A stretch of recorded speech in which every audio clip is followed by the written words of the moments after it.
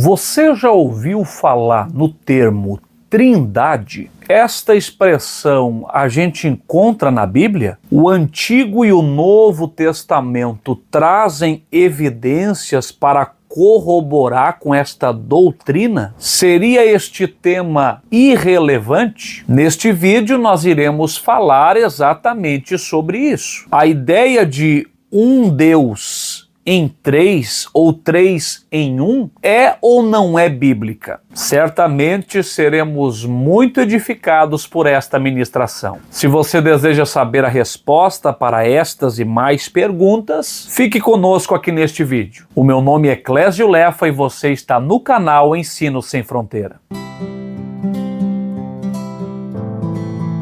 A paz do Senhor Jesus, sejam todos muito bem-vindos para mais uma abençoada aula da nossa EBD. Estamos estudando a revista Em Defesa da Fé Cristã, combatendo as antigas heresias que se apresentam com nova aparência. E na lição de hoje nós vamos falar sobre o Deus que é três. Que história é essa? Calma, não são três deuses, mas um único e verdadeiro Deus que subsiste eternamente em três pessoas distintas. Sou estranho para você isto? Vem comigo que você vai entender melhor. Nesta aula nós temos três objetivos. O primeiro objetivo, demonstrar como a Bíblia apresenta a Trindade. Segundo objetivo, indicar as principais heresias sobre a doutrina da Trindade.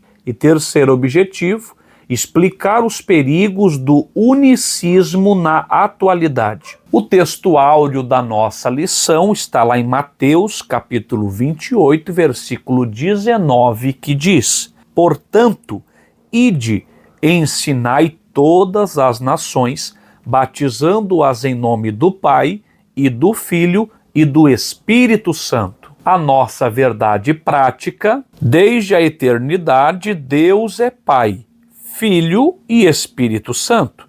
E essa verdade está em toda a Bíblia. Para começar a falar sobre esta aula, deixe-me explicar primeiro o que é o termo, que significa o termo Trindade. A origem do termo Trindade vem do latim trinitas, que significa tríade ou três em um. E a primeira vez que este termo foi utilizado não foi na Bíblia. Nós vamos aqui falar sobre isso. Na Bíblia não encontramos este termo. Você não vai encontrar a palavra Trindade nem no Antigo Testamento, nem no Novo Testamento. E é por isso que muitos a têm como uma falsa doutrina e até mesmo como uma heresia. A primeira vez que a palavra Trindade foi dita, foi elaborada, foi no século II depois de Cristo por um homem chamado Tertuliano. E é importante dizer que este termo não é uma invenção da cabeça do homem, mas uma palavra encontrada para aquilo que foi detectado nas páginas da Bíblia. Ao ver a Bíblia e constatar diversos textos, que nós vamos trazer alguns deles aqui, o termo mais adequado para expressar aquilo que foi constatado por Tertuliano nas páginas bíblicas foi o termo Trindade. Se alguém lhe perguntar, mas a Trindade está na Bíblia, você diz sim. O que não está é a palavra, mas a Trindade é apresentada. O Deus composto de três pessoas, que se revela por meio de três pessoas, está presente em toda a Bíblia, tanto no Antigo Testamento como no Novo Testamento. Podemos dizer que na Bíblia Deus deixou pistas, Deus deixou vestígios a respeito do seu ser trinitário. Sei que estas palavras soam um pouco esquisito, mas à medida que nós vamos repetindo, você vai se acostumando com elas e vai aprendendo também. Algumas pessoas dizem que a doutrina da Trindade, ela é uma doutrina irrelevante. Mas quando nós afirmamos que toda a Bíblia revela a Trindade, o Deus que se manifesta e se auto-revela por meio de 3 pessoas, é como se nós disséssemos que aquilo que Deus mostra e revela não é relevante. Precisamos compreender que se Deus falou bastante, largamente sobre isso, mostrou-se assim em várias passagens da Escritura, como é que nós vamos dizer que isso não é importante? É claro que isso é importante. Importante para a nossa fé, importante para a salvação. Nós bem sabemos que falar a respeito de Deus, sobre o ser de Deus, é uma tarefa um tanto quanto desafiadora. Reconhecemos a nossa limitação, que somos criaturas, e por sermos criaturas, estamos entrando em um campo um tanto difícil para nós. Falar a respeito do Criador, daquele que transcende a razão humana, a racionalidade humana, não é tarefa fácil. É por isso que, ao falar sobre este tema, nós devemos nos revestir de toda a humildade. Não é o que eu acho, o que eu penso sobre Deus. Não. Com humildade, nós vamos olhar para a Escritura Sagrada, para a Bíblia Sagrada e ver o que este Deus, que é transcendente, revelou acerca de si mesmo. Não temos a pretensão de desvendar a Deus. Somos criaturas. Vamos olhar para a revelação de Deus na sua palavra e ver como ele mesmo se mostrou ao ser humano. Aos Coríntios, no capítulo 13, o versículo 12, Paulo disse que, por ora, nós o vemos em parte. O conhecemos de maneira fracionada, em parte. Mas quando formos arrebatados para estar com ele para sempre, então o conheceremos como somos conhecidos. Portanto, hoje nós vamos olhando para a Bíblia e vendo e pensando sobre Deus de acordo com o que a Bíblia nos diz. Mas um dia nós vamos conhecê-lo como ele é. Primeiro tópico da nossa lição: como a Bíblia apresenta a Santíssima Trindade. Subtópico 1, a Trindade e o monoteísmo judaico-cristão. Quando nós falamos de monoteísmo, estamos falando na crença, na existência de um único Deus. Será que não tem uma divergência aqui? Trindade, 3 em 1. E o monoteísmo, crença em um único Deus. Será que não tem uma contradição aí? Seria a Trindade uma doutrina que afronta o monoteísmo? Seriam aqueles que creem na Trindade politeístas, que creem em vários deuses? Olha que situação interessante para se pensar. E a resposta é não. A doutrina da Trindade não afronta o monoteísmo cristão, judaico-cristão. Nós cremos sim na Trindade e você vai estar agora compreendendo que isto não anula a ideia monoteísta. Porque não cremos em 3 deuses, cremos em um único Deus, que subsiste eternamente em 3 pessoas, a saber, o Pai, o Filho e o Espírito Santo. As Escrituras Sagradas nos mostram que o Deus de Israel, revelado no Antigo Testamento, ele é o mesmo Deus do Novo Testamento. Não tem um Deus do Antigo e outro Deus do Novo, é o mesmo Deus. Vejamos um texto bíblico. Ouve, Israel, o Senhor nosso Deus é o único Senhor.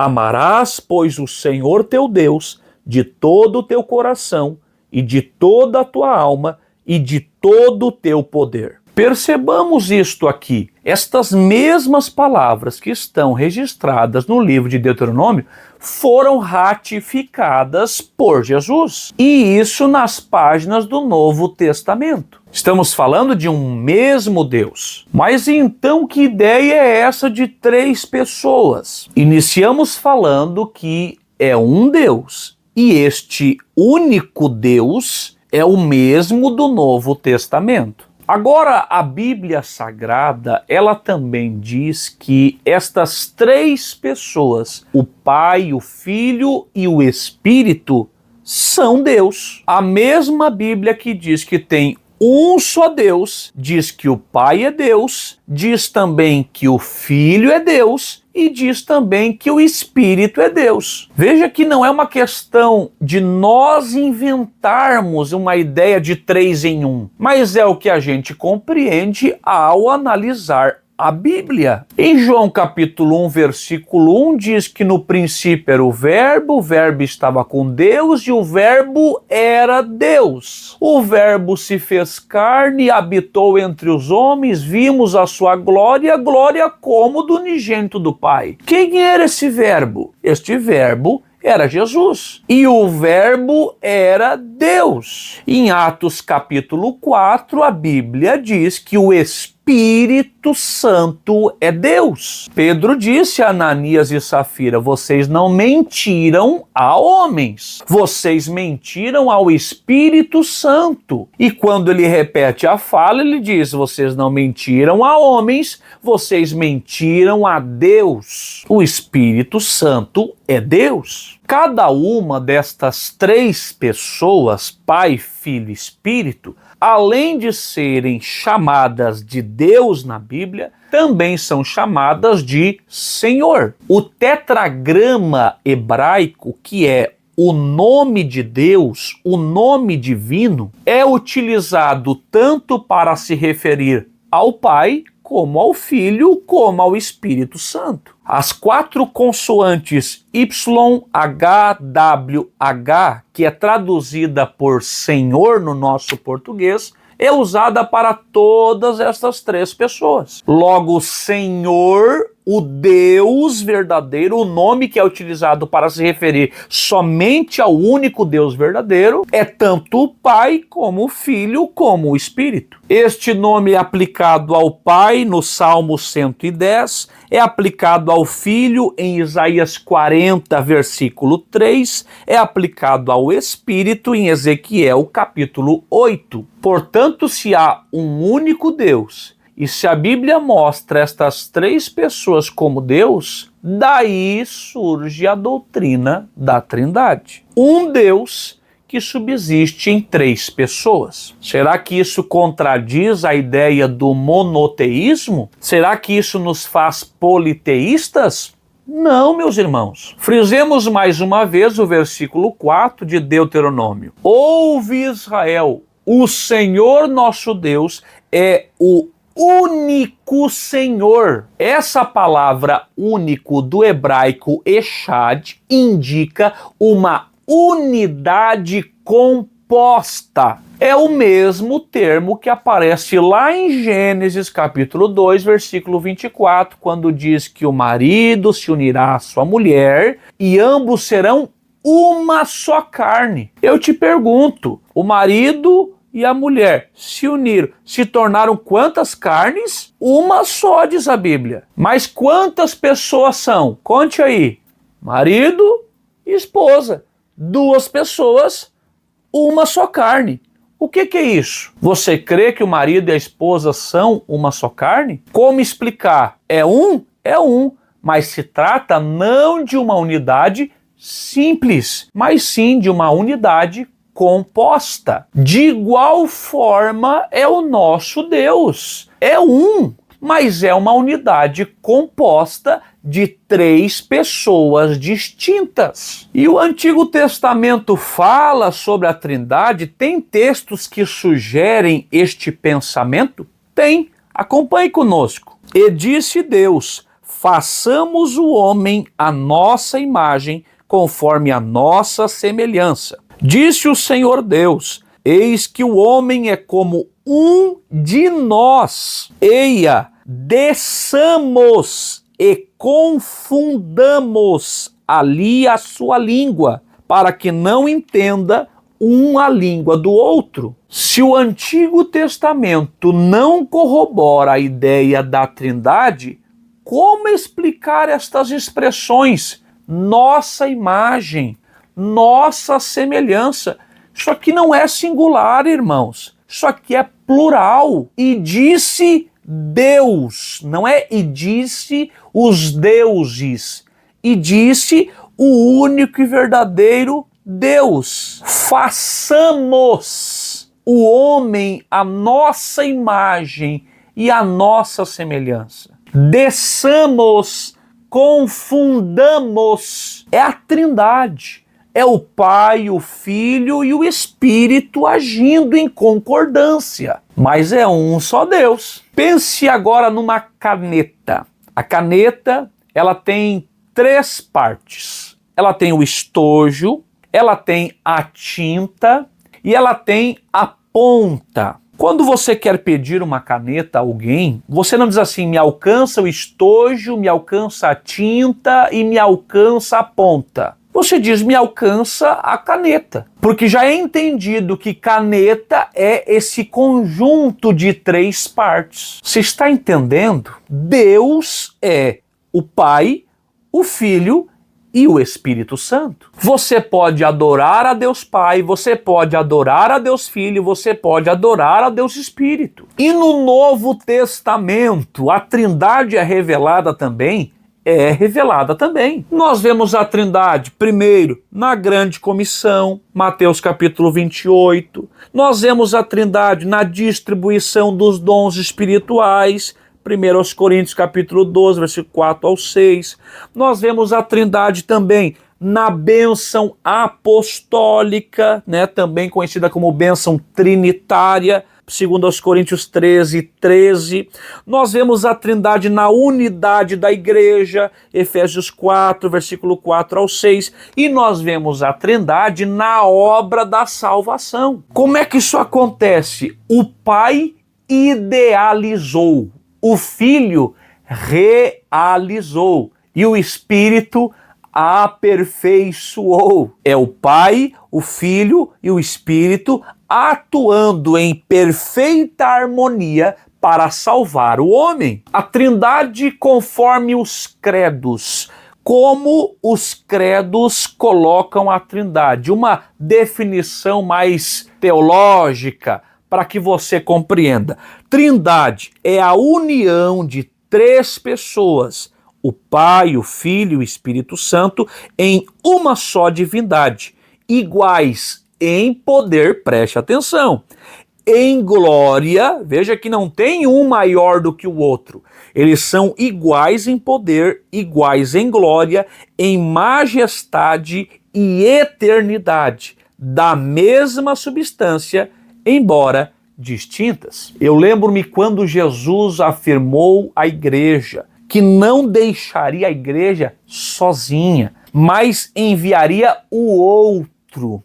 Esta palavra, outro, no original grego, que foi registrado por João, inspirado por Deus, significa outro igual, outro da mesma substância, outro do mesmo poder, outro da mesma essência. Tópico 2. As heresias contra a doutrina da Trindade. No tópico 1, já mostramos com evidências, com terminologias, que Trindade não é uma heresia, mas sim algo que a gente subentende olhando para a Sagrada Escritura. Agora vamos apontar aquelas que são de fato heresias contra a palavra de Deus. E são 2 as principais heresias contra a Trindade. A primeira é o unicismo e a segunda é o unitarismo. Nós vamos focar mais nesta aula sobre o unicismo, mas o unitarismo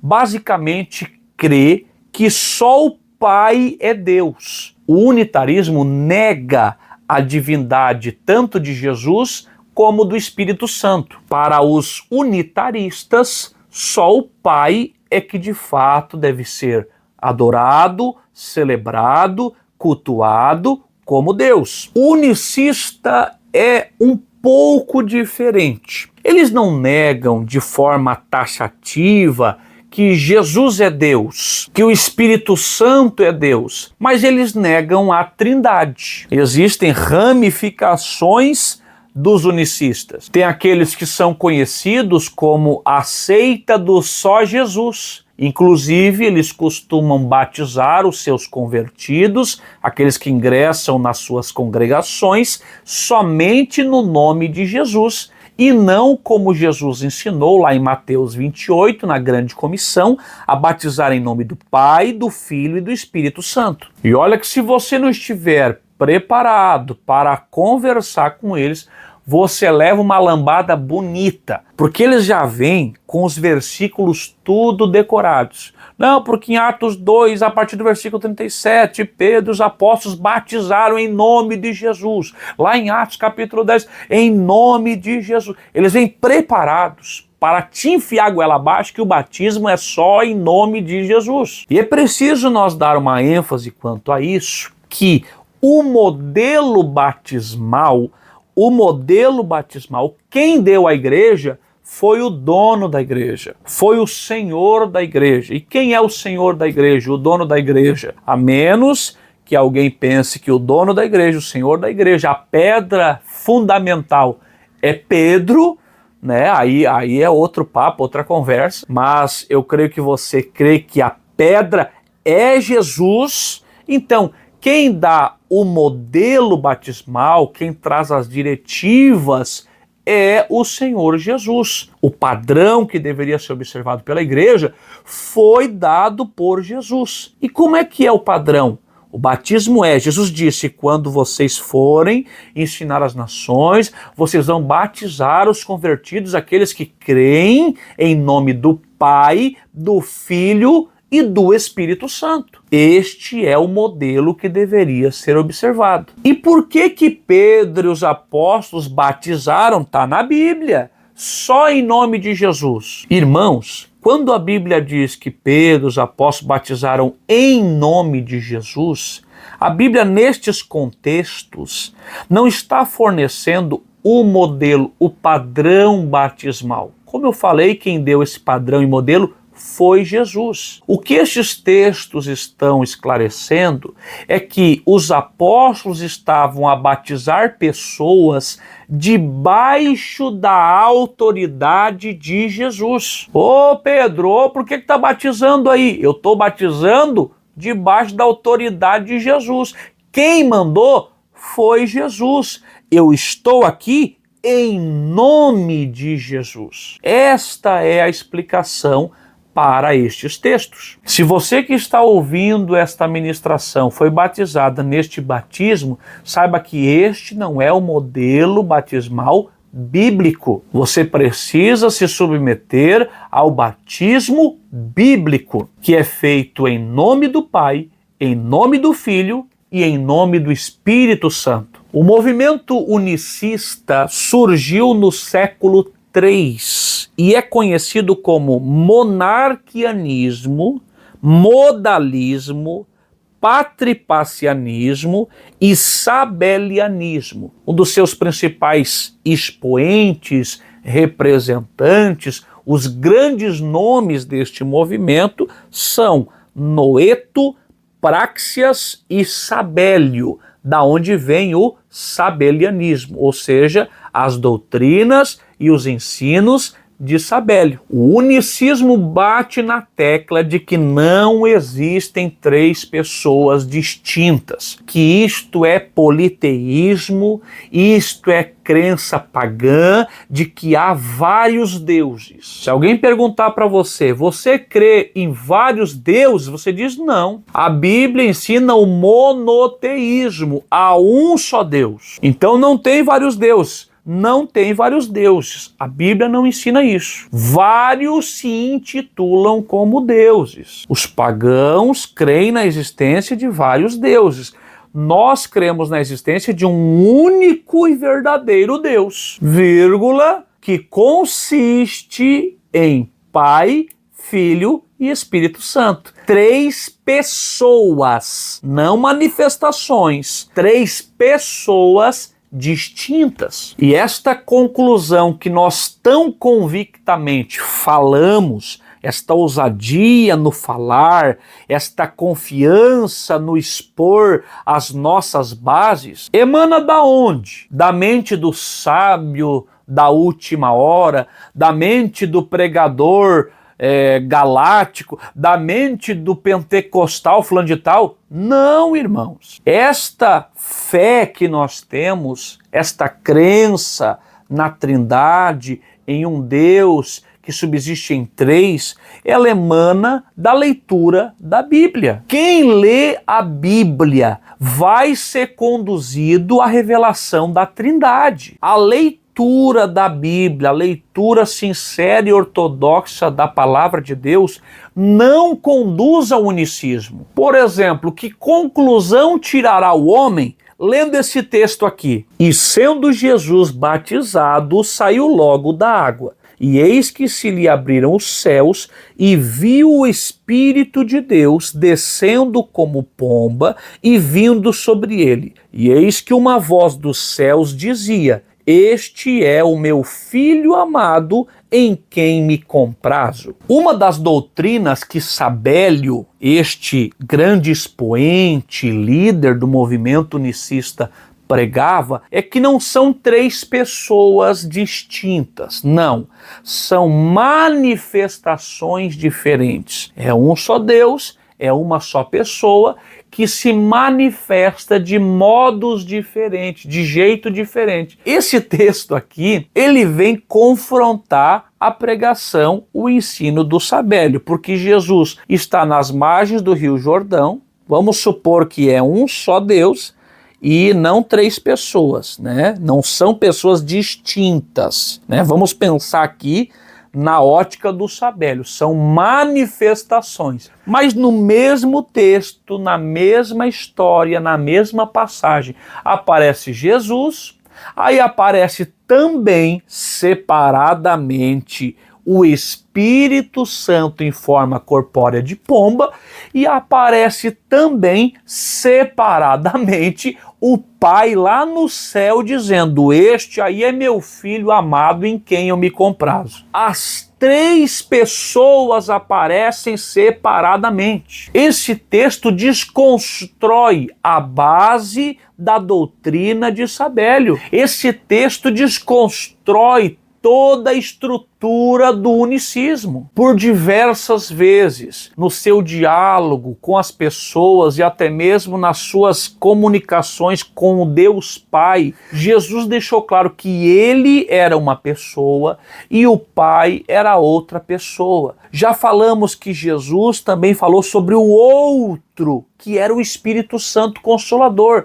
Não se trata de manifestação diferente de uma mesma pessoa, mas sim de pessoas distintas, pessoas diferentes. Aí alguém vai pegar o texto lá de João 17, na oração sacerdotal de Jesus, e vai dizer: como é que são pessoas distintas se Jesus disse: eu e o Pai somos um? E a resposta é simples, é unidade composta, não é unidade simples. Faça um esforcinho aí que você vai pegar o raciocínio. Eu e o Pai somos um, mas não somos a mesma pessoa. Até porque, vamos refletir, não tem como afirmar que Jesus e o Pai são a mesma pessoa. Pegar esse texto que Jesus disse: eu e o Pai somos um, e dizer é a mesma pessoa, só manifestação diferente. Não tem como fazer isso. Por exemplo, a Bíblia diz que Jesus se entregou na cruz ao Pai. Se o Filho e o Pai são a mesma pessoa, então o Filho se entregou a si mesmo? Eis que eu estou me oferecendo a mim mesmo como sacrifício? Não faz sentido, irmãos. O Filho e o Pai não são a mesma pessoa. O Filho é uma pessoa e é Deus. O Pai é outra pessoa e é Deus. O Espírito é outra pessoa e é Deus também. O Pai olha e diz: tu és o meu filho amado em quem eu me comprazo. A Bíblia diz que Jesus é o filho do Pai. Se ele e o Pai são a mesma coisa, ele é filho dele mesmo e pai dele mesmo? Claro que não, meus irmãos. Não faz sentido, não é coerente, não é sábio pensar desta maneira. É muita forçação do texto. O unicismo aqui está enlouquecendo ouvindo esse vídeo. Como crer em algo assim tão mirabolante? Tem que fazer toda uma ginástica de preconcepções da palavra de Deus para defender uma tese, sendo que a Bíblia é clara. São três pessoas que consistem no único e verdadeiro Deus. Se esse vídeo já está somando a sua vida, eu te peço que você deixe o seu like e já se inscreva no nosso canal. Nos dê este incentivo, vai lá, não custa nada para você. E para nós, produtores de conteúdo, nos ajuda bastante. Terceiro tópico, unicismo. Uma heresia antiga na atualidade. Nós falamos aqui sobre a origem do movimento unicista e também sobre os seus principais expoentes e representantes no passado. Mas esta heresia, com uma nova roupagem, vestindo e se escondendo no modernismo, chega até nós até com carinha de pentecostal. Precisamos estar bem ligados para que não sejamos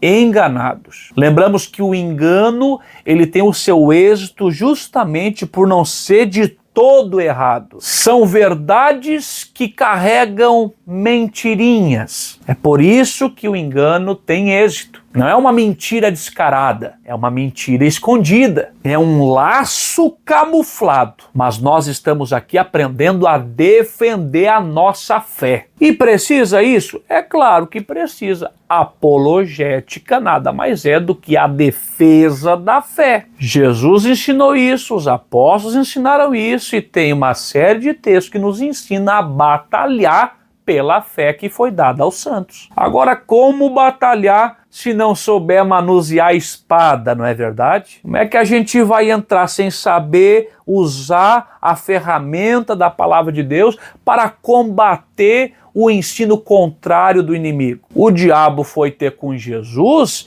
e disse: está escrito. Mas Jesus estava pronto para defender a fé correta, a fé genuína, e disse: também está escrito. Assim devemos ser nós também. Se o diabo usa a Bíblia para infiltrar heresias e para distorcer a fé genuína, nós precisamos estar preparados para defender a fé genuína e lutar contra estas heresias. Hoje em dia existem alguns movimentos, inclusive famosos, que são unicistas. Quem nunca ouviu falar daquele grupo famoso Voz da Verdade? Voz da Verdade, este grupo que também é uma igreja, é unicista. Eu não vou dizer aqui que todo cântico cantado por eles é diabólico, demoníaco, nada disso. Jamais eu vou afirmar isso. Mas às vezes o louvor é a porta de entrada pela qual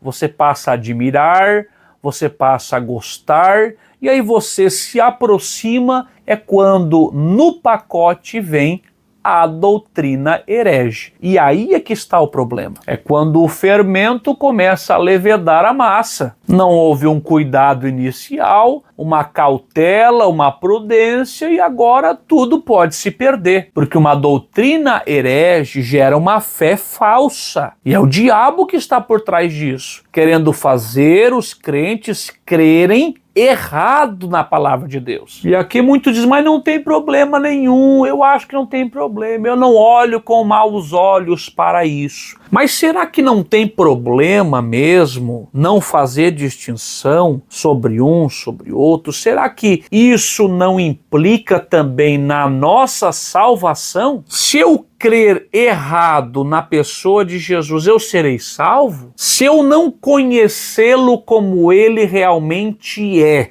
para entender a sua obra na minha vida, serei salvo? Se eu crer nele como um profeta e não como salvador, serei salvo? Se eu crer no Espírito como uma força, como um vento apenas, e não como aquele que me convence dos meus pecados para me levar até Cristo, eu serei salvo? Ah, não, nesse caso aí eu concordo com o senhor. Veja, irmãos, veja que se nós crermos errado, teremos grandes prejuízos por isso. Temos que crer de acordo com o que a palavra de Deus nos ensina. E olha este texto bíblico aqui. E a vida eterna é esta. Qual? Como? Fala para nós. A vida eterna é esta, que conheçam a ti só, por único Deus verdadeiro, e a Jesus Cristo a quem enviaste. Esta passagem, irmãos, envolve duas pessoas distintas. Veja, o único Deus verdadeiro e a Jesus Cristo. Eu sou unicista, eu sou unitarista, eu quero só um. Mas o texto diz que tem que conhecer este e aquele. E a vida eterna é isso. É desse jeito. Quer vida eterna? Quer salvação? Então não tem que burlar as regras. Vejamos outro texto. Todas as coisas me foram entregues por meu Pai, e ninguém conhece o Filho senão o Pai. E ninguém conhece o Pai senão o Filho, e aquele a quem o Filho o quiser revelar. Ninguém conhece o Pai senão o Filho, ninguém conhece o Filho senão o Pai, senão aquele a quem o Filho quiser revelar. Então eu só conheço o Pai se o Filho revelar, só conheço o Filho se o Pai revelar. Veja, irmãos, como eu irei excluir uma ou outra pessoa da minha comunhão, da minha devoção? Eu quero Jesus, mas é o Pai quem revela o Filho. Eu quero o Pai, mas é o Filho quem revela o Pai. Não fecha a conta desse jeito. Tem que abraçar a doutrina da Trindade. Subtópico 2. Uma reflexão bíblica. Pegando aqui mais uma vez o grupo musical Voz da Verdade, muito conhecido e famoso no nosso país, o que nós podemos dizer com relação àquelas pessoas que se converteram mediante este movimento? Ouviram ali a voz da verdade, não há ferrolho, nem portas que se fechem diante da tua voz, e conheceram a Jesus por meio destas músicas. Não seria isto uma aprovação divina para o movimento? E eu respondo a você, lógico que não. O poder salvífico é da palavra e não do movimento unicista. O pastor Ezequias Soares, de forma brilhante, comenta que uma semente, ainda que esteja numa mão contaminada, ao ser lançada na terra, claro que a terra tem que ser boa e fértil, ela vai germinar. A mão que lança contaminada, enferma, a mão é ruim, mas a semente é boa. Nestes casos pode sim haver salvação, conversão e até mesmo milagres, o que não torna aprovado diante de Deus o movimento. Como eu falei, o engano, ele não se alastra falando mentiras descaradas, somente mentiras. No meio do negócio tem verdades, verdades da palavra de Deus. E onde entra a palavra de Deus, ali entra também, se a pessoa que recebe crê,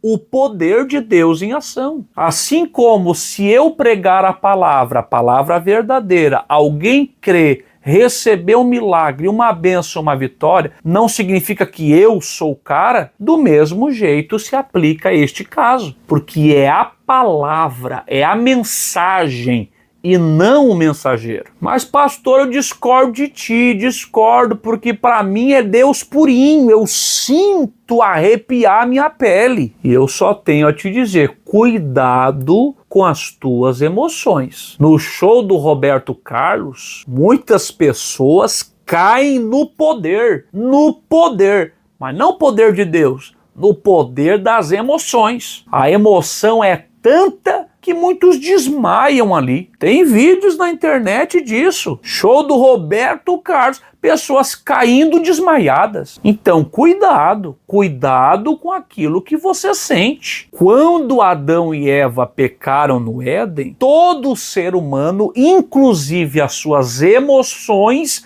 foram corrompidas, foram prejudicadas. É por isso que lá em Jeremias, capítulo 17, a Bíblia diz que enganoso é o coração. E o coração é a sede das emoções. Veja, o coração é enganoso. O coração é a sede das emoções. Aí você vai sendo levado, manipulado por emoções, deixando que as tuas emoções se tornem aferidoras de doutrina. Não, porque eu sinto, então porque eu sinto é certo, porque eu sinto tá tudo bem, porque eu sinto é de Deus. Não é assim, irmãos. Não é as nossas emoções que aferem a doutrina. O que afere doutrina é a palavra de Deus. Aí eu fui no congresso, eu fui na campanha, eu fui no culto e senti algo tremendo. Crentes sem fundamentos na palavra de Deus, crentes emocionados, estes, escute isso aqui, serão facilmente enganados por profissionais do emocionalismo e do sensacionalismo. Mas em nome de Jesus, pare de ser levado por emoções. Enraize a tua vida na palavra de Deus. Partindo já para a parte conclusiva, qual é a posição oficial da Igreja Ortodoxa com relação ao unicismo? Vamos lá. O unicismo é condenado na Bíblia. Estamos posicionados assim. O unicismo é condenado na Bíblia. Aí vem aqui que a gente vai te batizar com o batismo só em nome de Jesus. O unicismo, nossa posição é esta. É condenado na Bíblia. Eu não vou cair nesse conto. Eu não vou cair nessa armadilha. Eu não vou cair nessa cilada. Isso aí é heresia. A igreja, o grupo que fala estas coisas é uma seita, não tem a base doutrinária da palavra de Deus. Então, é condenado na Bíblia, é considerada heresia pela igreja e desde a sua origem o unicismo é rejeitado pelos principais ramos do cristianismo. E eu e você, irmãos, vamos rejeitar com todas as nossas forças as heresias, e o unicismo é uma heresia a ser rejeitada. Mas isso significa que nós vamos ver o unicista e vamos dizer assim, lá vai o herege, vamos fugir dele